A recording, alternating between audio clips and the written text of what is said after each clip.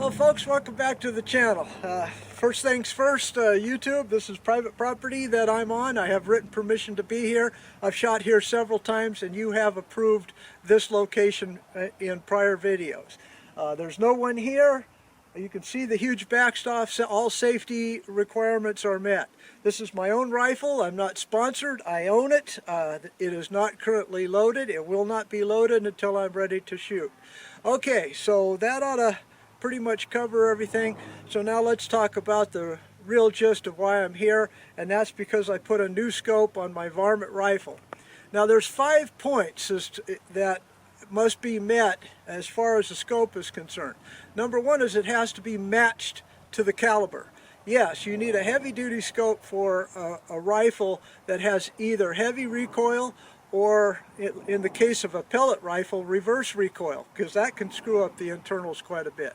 Number two is the power adjustments, the windage and elevation adjustments have to be exact and to be able to hold, especially windage and elevation.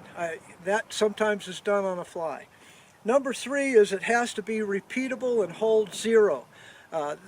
Boy, I can't tell you how important that is.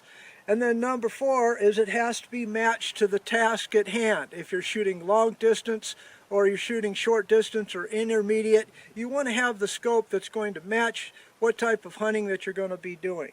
And number five, and probably the most important to Dave, is it has to be affordable.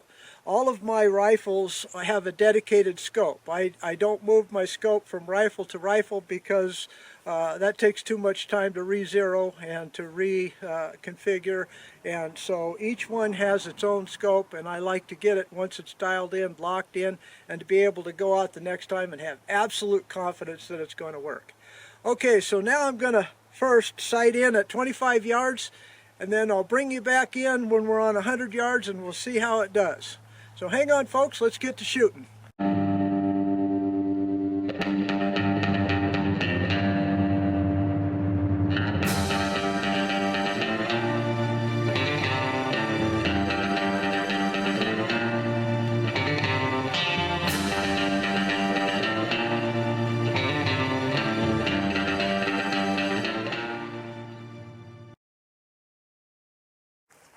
Okay, target's down there, 100 yards. Hope you can see it in the camera down there, but no matter what, I've got a target cam on down there. I'm going to shoot 5 shots over this rifle again. This is my MSR in a 24-inch barrel, designed for my purposes, for varmint shooting, out to about 300, maybe a little bit further.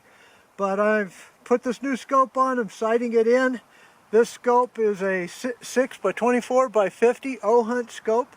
I have 5 of these now and they work really well for me. So, you know, if you have the same breed of horse and it works for you all the time, then go ahead and ride that pony till it dies. Okay, let's go ahead and shoot. Hope I don't make a fool out of myself.